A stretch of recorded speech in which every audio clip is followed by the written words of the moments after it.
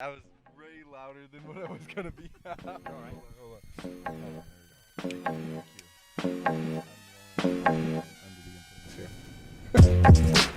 Welcome everybody back to another Shooters Only Podcast. This is officially season number 2.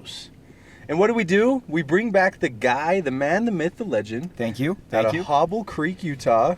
Chad Smith Paintball. Come on, people. Yeah, and we got a little guest in the back here today. We got little Mikey in the back. Hi. Mike had zero idea that we were even doing this. Yeah. So, Mike, welcome to the show. Glad to be here. It's a pleasure. It's a pleasure. One of my best friends in life, and he didn't know that we were doing this, so that's great to hear.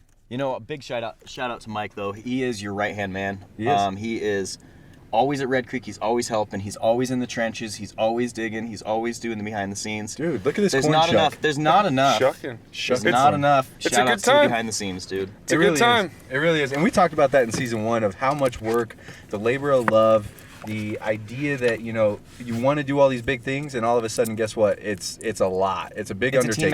It's a team effort. Huge undertaking. It takes all your friends that can stand listening to paintball stories. Right. But yeah, no, it's your heart has to be in the game, and I can see that, Mike. That's what I'm saying. Yeah. Like, you wouldn't be there if it wasn't. Like, you know, it'd be just more Right. on convenience. But Yeah. like It's all fun. It's all fun. it is all fun because there's not finance in paintball. There's not big finance right now, Not a lot of money. especially these days. But if your heart's in the game, then Right. you know, like I said, battling in the trenches, that is off. Like, paintball is only on Saturday. What about Monday through Sunday? You know, like True. like they got everything True. else. So Yeah, how often every trip up to Red Creek, right? It's a 2-day trip Yep. at least, and the amount of time it takes to get out there, the amount of time that it takes to build and accomplish what we want to do. I mean, we built this awesome landing craft for Axis and Allies. oh my gosh, World War II. Yeah. Oh, okay, let's just segue right into. wanna the go right in? Okay, Let's Red Creek, go. baby. So Red Creek, in between last time we had this podcast till now, we've had some amazing games at Red Creek. Some Yeah. bigger, better, crazier, fields more developed. Everybody knows the field a little bit better. And then Right. we had the Royale. We had the Dude. special game. So Dude, yes, we had that World was War fun. II, but we had Royale. That was Royale is probably maybe the biggest talking point to come out of Red Creek thus far, because I think up to this point, It's specialized. From the owner's perspective, I think you look at what's working around the nation, right? You see these big, large games. You have the Super Game that is really close. Super game. You have, we've mentioned that before, we had Oklahoma D-Day, which is now retired and no more. Yep. But had Decay a- of Nations. Decay of Nations, yeah, in Cali. last week. Yep. So you look at those big format games, and you're like, okay, how do we create that on a Utah scale right now? We're not really breaking the border too much, where people are coming in and out, you know, traveling in. We're starting to get there. We actually had a few people kind of come in and do that. Yeah, we had the North versus South, and Right. we had some travelers. But at the end of the thing is the experience of that intensity. Yeah. You get that in playing an intimate game like Royale.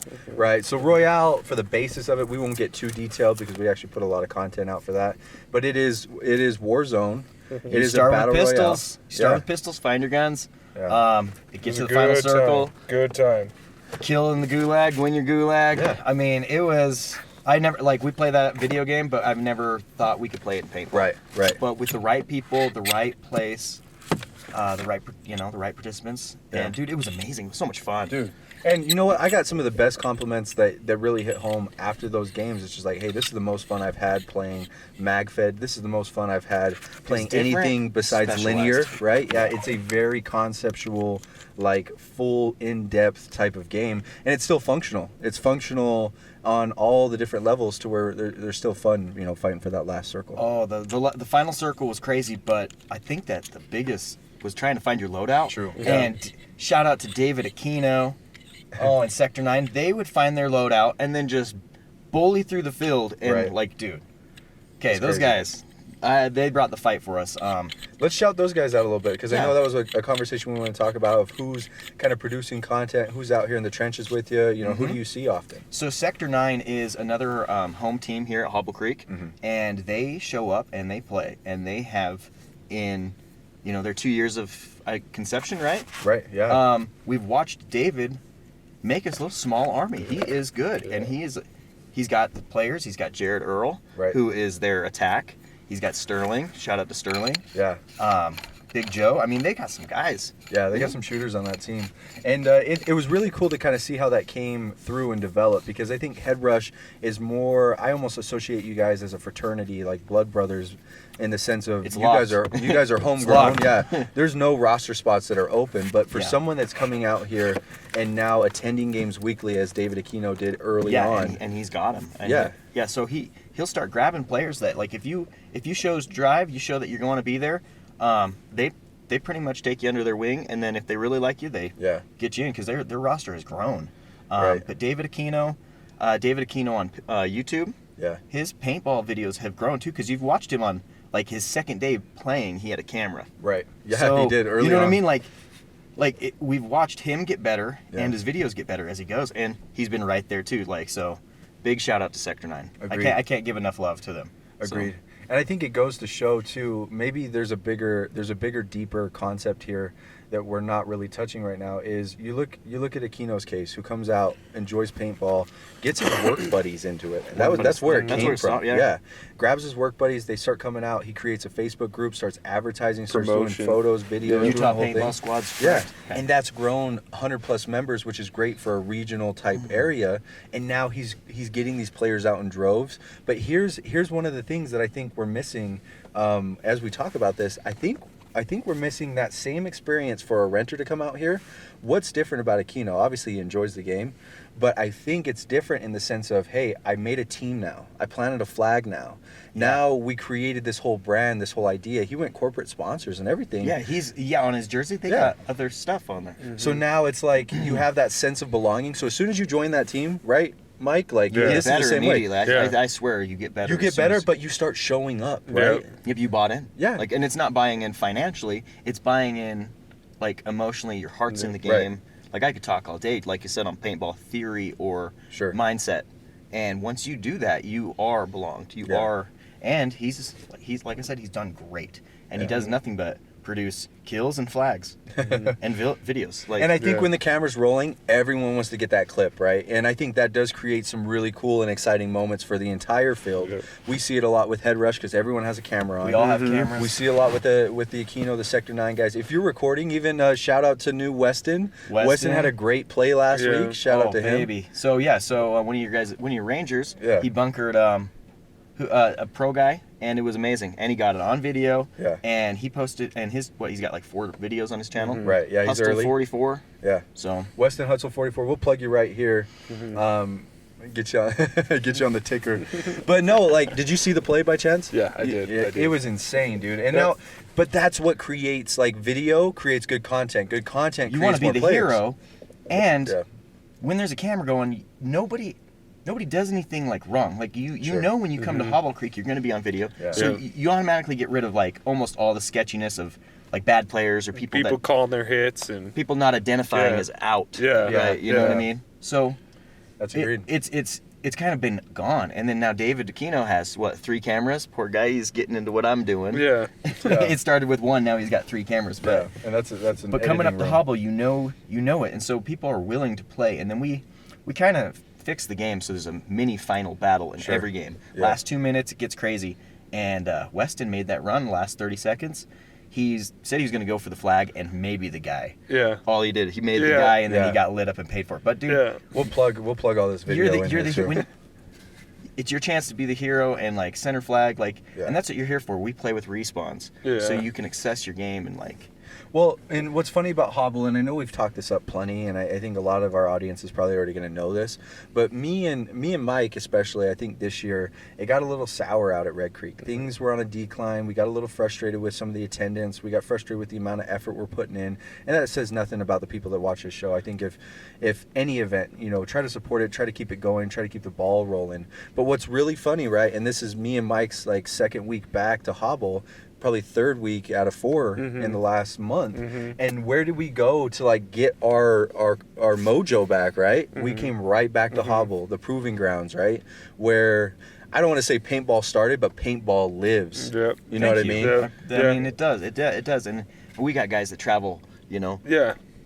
Wyoming. And there's always a turnout. Always a turnout. There is always a turnout. And I feel pretty lucky because I live, like, 5 minutes from here. Like, if I forget something, I can go home and get it real quick. Right. But like, guys are traveling. I mean, these guys down here, they drove, from Salt Lake too. Like 2 hours. He's actually from Farmington. Farmington, and they come almost every week. We've got. Utah's so small of a paintball community, you have to go where the players are. Right? Yep. Players go play where the players are, and that's proof of the Utah Woods Ball Series, right? Some really far. We got more people showing up. Yeah, really, really distant games, and people are still driving out there to be at those places. So the games are here, is what you're saying, huh? Well, yeah. All right. And they're always going to be here, and that's the beauty of it, right? We went up to 12th Street a couple weeks ago, and I swear that's your first game back playing.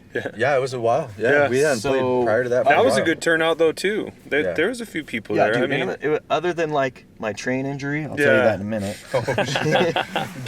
Tell us about the train injury right now, because this is pretty ridiculous. Busted my ankle pretty good. Sometimes the train parks there, and they say sometimes like 45 minutes. Yeah. So it had been there for 10 minutes. I said, you know what? Let's get up on the train, throw the gear up, somebody jump over, we'll drop them the gear, we'll be on the other side, and everybody else will be sitting over here waiting. Well, right when I get up on the train with all the gear, it starts moving. Yep. So I start throwing the gear off. Instant, dude. And luckily Job catches everything. He's never caught anything in his life. Okay, not one thing. And he catches gear bag. Then he catches my gear bag, and my gear bag is heavy. I got like 8 guns in there. Shit. Boom, he catches that. Then he catches a ball hauler, and then another ball hauler. And by then I'm going, and I'm like, the only place I can jump is Canal. So I was like, no, I got to wait a little bit longer. Yeah. And now we're going again. So I was like, I'll jump. Right when I landed, I felt my ankle go. Ooh. So, I mean, it's rough. It was a good strategy. I'm happy that I was the one on the train and not anybody else. But blessing in disguise is you got to play every game, Jordan. I did, yeah. So I think me and Mike have also led off with the perspective now of, there's not going to be a lot of admin from us. Obviously, we'll help where it's needed. But when we show up, guns ready. Trigger time. I mean, we're ready to play because we really need to get romantic about paintball again. How about that? Yeah. Any Aaron Rodgers fans or Packers fans, he just said, "How are you not romantic about football?" He said that on Monday Night Football. Bang. How are you not romantic about paintball, dude? Yeah. And that's what we need to get back into, at least with me and Mike, because we've been working a lot. We haven't seen a huge return on our work, and now it's like, hey, why are we even doing this? Oh, it's because we like paintball, right? And now here we are. Let's get back into it. Dude, Let's the play. ref jersey every week, it's important. It's actually the second most important thing. Having a group of friends is the first important thing. But for sure. Having that ref there, and you're not there to catch people playing dirty. You're not there you're there to literally just control the time and make sure that everybody feels like it's an equal game. Yeah. And somebody's got to do it. And so stop them. Give me a tidbit, Mike, about your experience at Red Creek and kind of where you're at.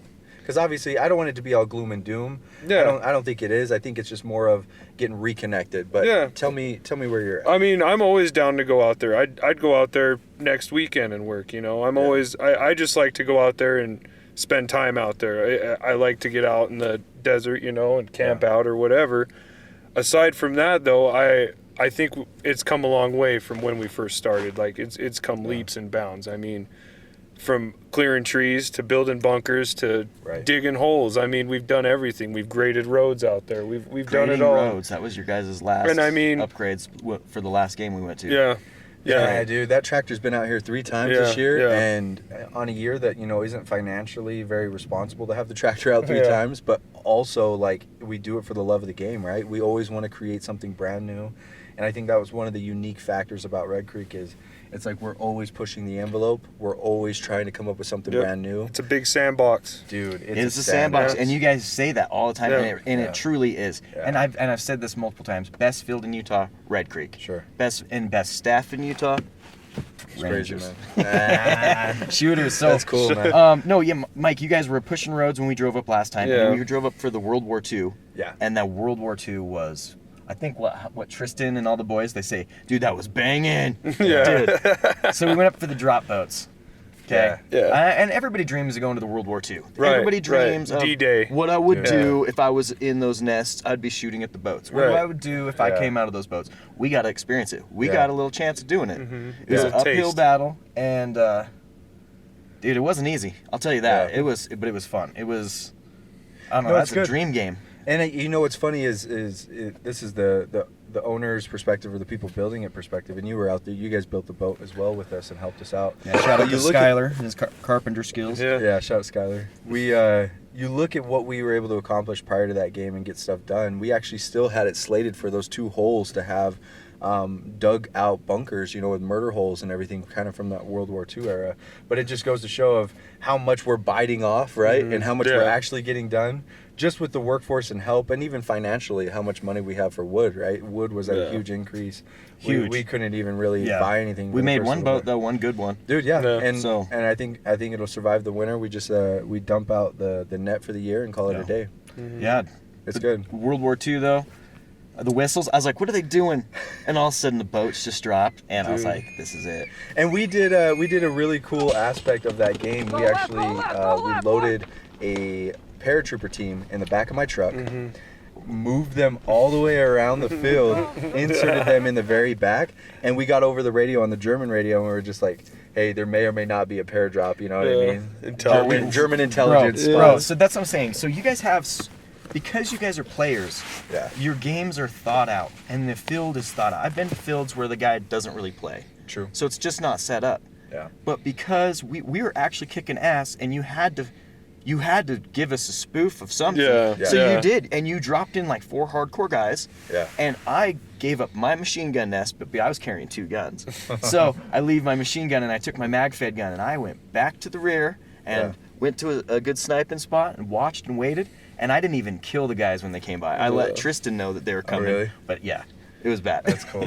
But dude, it was like, that's an experience. Yeah, and there was a lot of different things kind of planned into that. Obviously, we downscaled for the player numbers and what we needed to do. But you're right, it's a player's perspective to where now we understand what the game is going to be good or not. You can't open 40 acres, with 40 guys. Like you got to. No, that's hard. That's so hard to do. Yeah. And that's what I'm saying. Like that's my big thank you is you guys have been every single time, and you guys drive stuff up there. Guess what? You're driving in a truck, so you have a lot of stuff. That's a lot of trips. Yeah. That's a lot of trips. Freaking, it's been crazy, man. Everything's come up on that 12-foot trailer that I actually originally didn't even have in my name. Like we borrowed it for the first year, and shout out to him that allowed us to buy it later on at pennies on the dollar, because everything has come up there with 12 feet of trailer like that. Dang, dude. So there's so much material up there. And if you haven't played there, then you don't know how many tires, how many bases, how many... People think we live up there. Why Dude, not? I get it all the time. You could camp there. All the time people are like,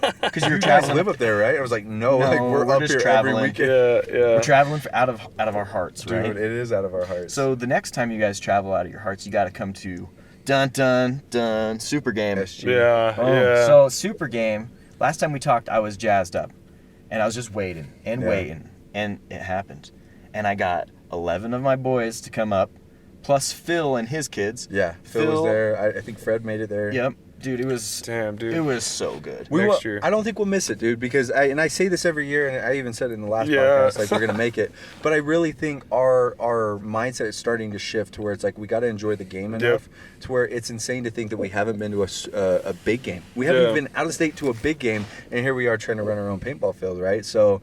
It'll be homework for you. Dude, it's going to be awesome. And like I said, these guys have been doing it for so long that they throw the best game. Yeah. It's gonna be sick. Everybody that leaves brings a friend back the next time. Like it grows every time. Yeah. They have a swap meet, which is almost my favorite part of it.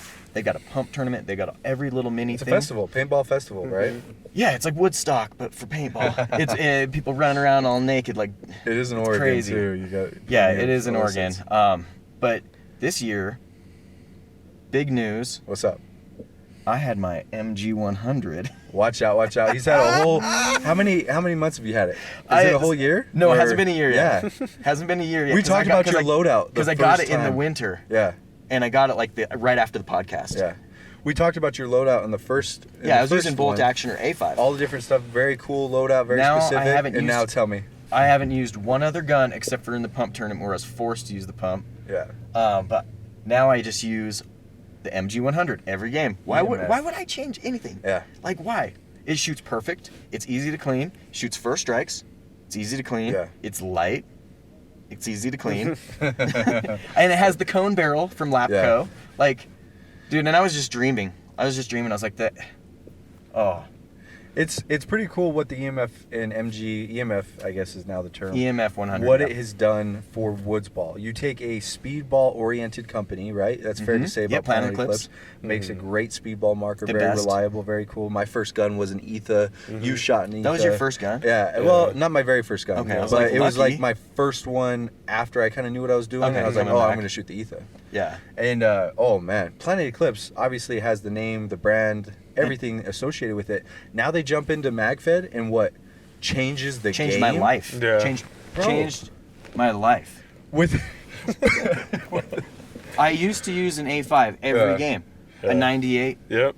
I've tried other things. If I want to shoot first strikes, I shoot my bolt action. Yeah. You want to be outgunned, shoot bolt action first strike. I dare somebody. Yeah. the approach is kind of weird though, because you take a MagFed idea where MagFed in general was like, okay, we're going to be realistic, we're going to shoot FSR, we're going to make good mags, we're going to do this. So what leads the way? T15 does really well, right? 1-to-1 AR. 1-to-1. They get in there early with the 9.1 that still looks a little bit military-esque MagFed through the pistol.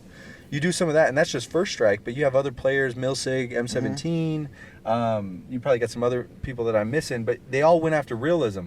I will say EMF, probably not the most realistic marker in how that ASA is mounted, but surprisingly functional. Like everything, it is not broken. All right. Tell me. Okay, function over fashion. Okay? The like AK-47 was not sexy when it first came out. No. It was a space gun when it first came out. People were like, what is that? It has metal and wood on it? Yeah. No. And now it's the sexiest gun there is. Like, you see the outline of an AK, you're like, boom, I know that. Yeah. No, the MG100, EMF 100, it doesn't need to look real. It works perfect. And the dye mags work perfect. You just slide them in, you just turn them around, slide them the other way. CF20 is a little sus, you know what I mean? They're a little interesting load. Dude, a burst of 20 first strikes at Super Game, I did that a lot. That's scary. That is scary. Dude, I did that a lot. And, dude, yeah. So that gun it's taken over my life. And I would have never tried Planet Eclipse guns and been like, yeah, that's what I use. And then as soon as I tried the EMEC, I was like, this is a great gun. They could just make this MagFed, and they did. Right. So, I mean, surprise, though, but Head Rush now uses almost exclusively now, Yeah, we almost all have them. So shout out to them. So Planet Eclipse, if you're watching, I'm going to tag everybody. I'm going to tag Cindy. I'm going to send this directly to you, Cindy. So if you make it to minute 30, whatever, hopefully you're looking at us. These guys are running them religiously out in Hobble Creek, Springville, Utah. I mean, we play woods ball, and everybody's kind of counted us out because we've been the Tipman guys for so long, or the pump guys. Yeah. But now that we have the same firepower that everybody else does, like we have the same engine, is what the guts up, but now I can shoot first strikes out of a mag. People, you can't get hit in the hopper. And guess what? The gun is accurate. I have iron sights on it. Changed my life. Changed my life. No, that's insane. And now those other guns sit at the bottom of your gear bag. They don't even bring them. Patiently waiting. Oh, they're not even here. Bro, they haven't been in my gear bag. Why? Yeah. Like, no, I got you. The Tracer is such like a gem anyways that I bought a backup. And so it's the Empire Tracer that I fully stripped to make it bolt action. Yeah. But, like, I don't want to lose the Super Freak barrel on it. I don't, like, the grips on it are the contract killers. Dude. You can't even buy those anymore. The gun's outdated. It's just on my wall, dude. That's sick. That's a dope gun, too. Well, I guess in closing here, obviously this is season 2. Season 2. What people can expect from here. We're obviously going to get some new faces on here. Got to get Aquino on here. We talked him up enough. We probably should hear from the guy. He's the new. You know what I mean? We need new, fresh blood that have their heart in the game. He is that. He's that. We'll do like a YouTube influencer episode to get Weston some plug time. And I know there's a lot of people out here. I think even up north in Wyoming, a guy up there is putting out some content. Holden Kane. Dude, so Holden drives down here. Yeah, dude, that's insane. He's a good kid. 5 hours for rec play, dude? And then 5 hours home on the same day. It's like, whoa, dude. I know. And then he was showing up like 2 or 3 weeks in a row. I was like, you're wild. I was like, hey, next week I got your paint, brother. Yeah. Right? No, it's good. Any lasting thoughts on kind of what's going on? What's the new year brought us? So we're wrapping up the season and we're about to start the winter season, which a lot of people think that paintball is kind of over, but no, we have the same numbers here at Hobble Creek. We're going to be playing all winter long. Snow games are my favorite. Let's think. It's graffiti. Yeah, Red Creek will have graffiti exclusively all the way through winter. Graffiti's to the make best sure we paint support that people out here. It's the best paint. Like, it shoots in our mag-fed guns, and it doesn't break in our tip mins, and pump guns love it. Shoots straight, goes through a couple leafs out here before it hits somebody. Smack people like Marbs every now and then. Tag grenades. Woo! We haven't talked about those. Man. They're in the back. Don't touch them. No, grab them. No, so those, so we did something different this year up at Red Creek. We were using the EG67s for a while. Which I thought were bang. They were awesome. They are great, but I was like, if they could just throw them a little further. If they were just a little heavier. Yeah. Show the camera, dude. Look at that. So heavy grenade, pretty heavy grenade, right? Blue in general, but it actually has the pin action, spoon action, to where you pull the pin, it's not actually ignited, it's waiting for the spoon. As soon as you let go, it's got like a 3.5 second fuse. But the thing is you can throw these further than the Enola Gay, and Enola Gay still makes the best smoke, but if this brand starts making smoke. But you also, the bang is what? Probably, it feels like 5 times louder, 10 times louder, dude. It shakes. This is different. It's almost like a percussion. Yeah. It shoots out, 50 cal paintballs. There's like a little paint bag in there. So I've never seen the paint really tag. Oh, have you? Oh, yeah. Okay. So your first time demoing them, I got hit all over the mask. Oh, nice. Like, all of them must have come towards me, like, must have landed like this or something. But, But, eyeball. and then at Royale, my first death was a grenade. It was awesome. Yes. It landed right on me. I think grenades alone have changed the way we perceive the battlefield. EGs were really cool, but they would hang in the air and they wouldn't get down. Them far. They're not heavy. These and they ones, shake and make noise. Yeah. These don't make any noise. These have all the realism. They fit in the EG pouches perfect. You can really huck them too. You can huck them. And we're talking beamers, dude. Yeah. So I mean, graffiti, first strikes, Planet Eclipse, Tag 67s. We are leveling Shooters up the Woods Only. Ball experience out here. My team Head Rush has some patches for sale? We need to plug that for sure, because I don't think we've done a great job of really getting people over to our site. And everyone that shows up at Hobble Creek, not that I don't want you to shop local, definitely shop local, do what you need to do to get your gear, but a way to support the Red Creek movement as well as this podcast is you get to go If shop. they don't have it local, then order from Shooters Only. That's what I say. ShootersOnly.us is the thing. It's not a .com site, it's a .us site, because we want to be different and stupid. And then beyond that, we actually have some Head Rush patches on there. So every Head Rush patch that's purchased, it is 100% unique and custom made by Head Rush. Made in America, made right in my kitchen. There you go. So shout out to Bailey and Job for getting that project taken care of. All that money goes right to these guys. So that's kind of what we set up, is to, we want to create some traffic on the site. And we spend all that money back at Red Creek on those grenades or graffiti. So it all flips into itself. Yeah, it's not going anywhere. Yeah. No, exactly. Well, that ping right there marks the end of our end of our podcast. We're gonna get out and play out here at Hobble Creek, which is still weekly games. Weekly, and we'll be going until we have a game at Red Creek or the foreseeable future. There you go. Until legs get chopped off. Oh. Don't say still that, out man. here. Don't put that out there. Hey, man, come on. All right, let's have a great day. Yeah. Thanks for watching Shooters Only. Shooters. Oh, now we're out.